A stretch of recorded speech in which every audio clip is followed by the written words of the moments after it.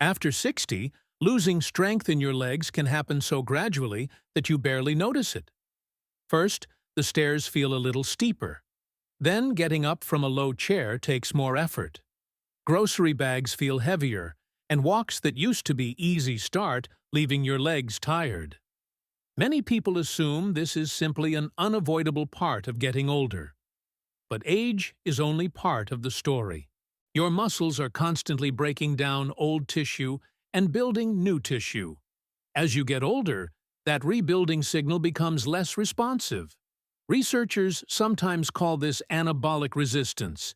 It means your muscles may need a stronger combination of protein and physical activity to produce the same rebuilding response they once did.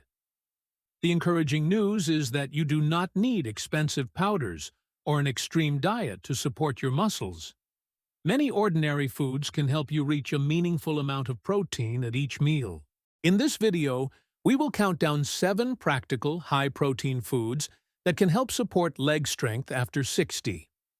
More importantly, I will show you how much protein they actually provide, how to use them in a real meal, and the common mistake that can leave even a high-protein breakfast far too low in protein. Stay with me until number 1, because it is not the most exotic food on this list. It earns the top position because it is easy to prepare, easy to eat, and easy to turn into a complete meal, even on days when you do not feel like cooking. Before we begin, one important note. Food can support muscle health, but it cannot diagnose or treat sarcopenia. If you have unexplained weakness, rapid weight loss, kidney disease, or difficulty walking, speak with a qualified healthcare professional. Now let us begin with number 7. Beans and lentils are sometimes overlooked because they do not look like traditional muscle foods, but they offer a useful combination of plant protein, complex carbohydrates, minerals, and fiber. 1 cup of cooked lentils typically contains around 18 grams of protein.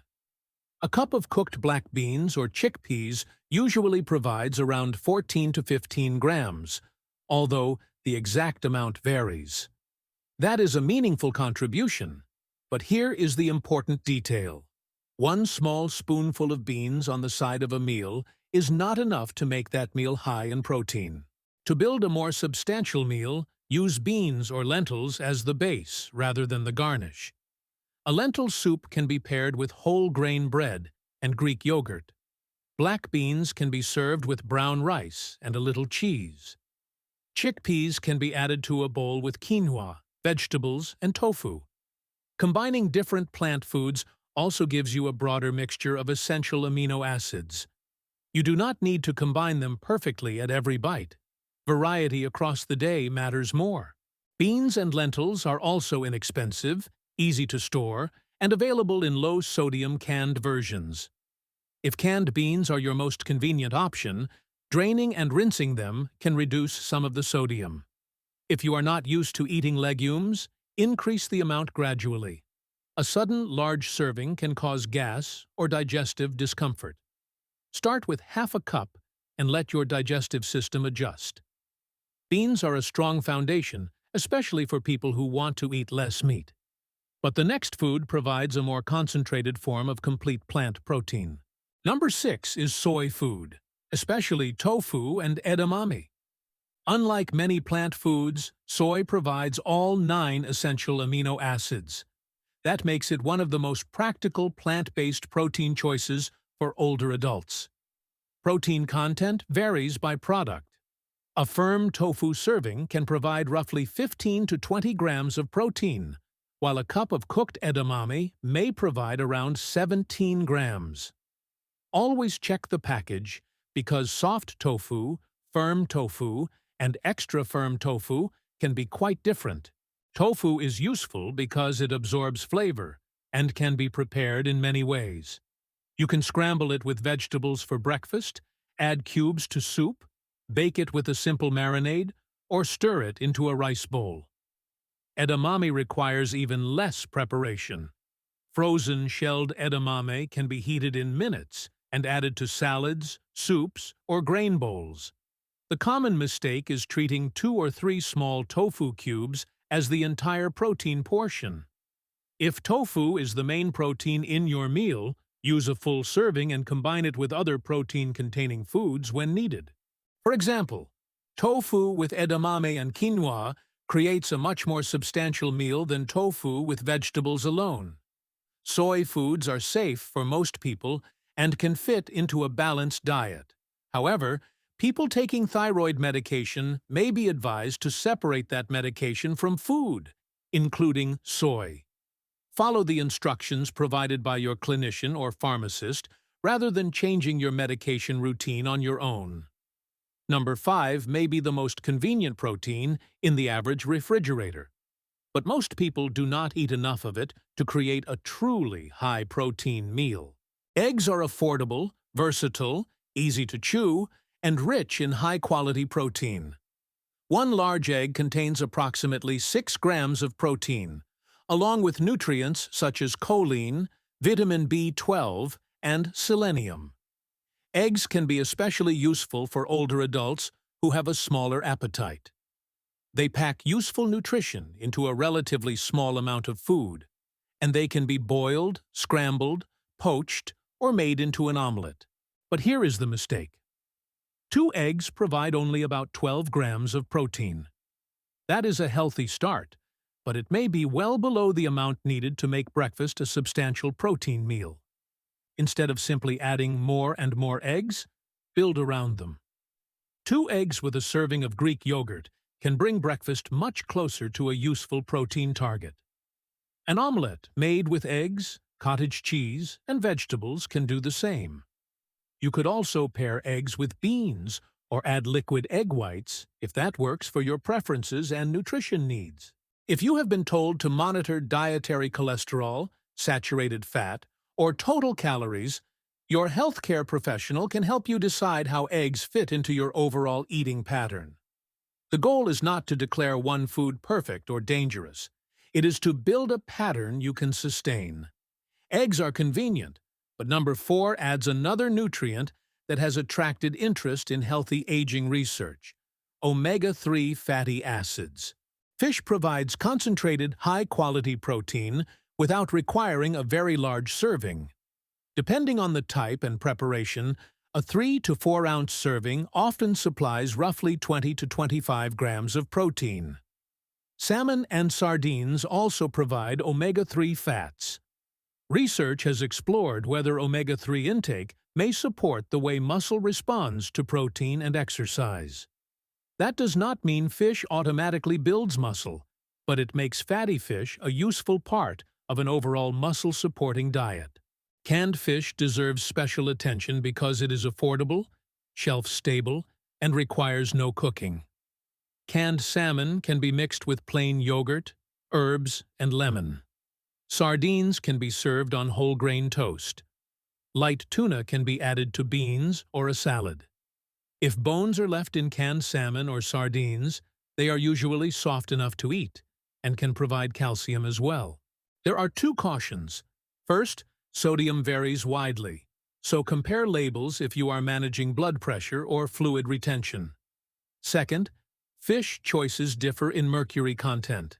Salmon, sardines, and canned light tuna are generally more practical frequent choices than high-mercury fish. Current local guidance and your clinician's advice should take priority, especially during pregnancy or for people with specific medical conditions. Fish can get you close to a useful protein amount in one serving. Number 3 does the same and may be easier to include in familiar lunches and dinners. Chicken and turkey are among the most protein-dense everyday foods. A cooked portion about the size of your palm, roughly 3 to 4 ounces, often provides around 25 to 30 grams of protein. That means a sensible serving can form the protein foundation of an entire meal, without requiring a large volume of food.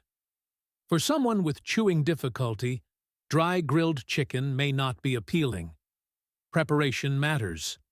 Slow-cooked chicken, ground turkey, shredded poultry and soup, or chicken mixed with a sauce may be easier to chew and swallow.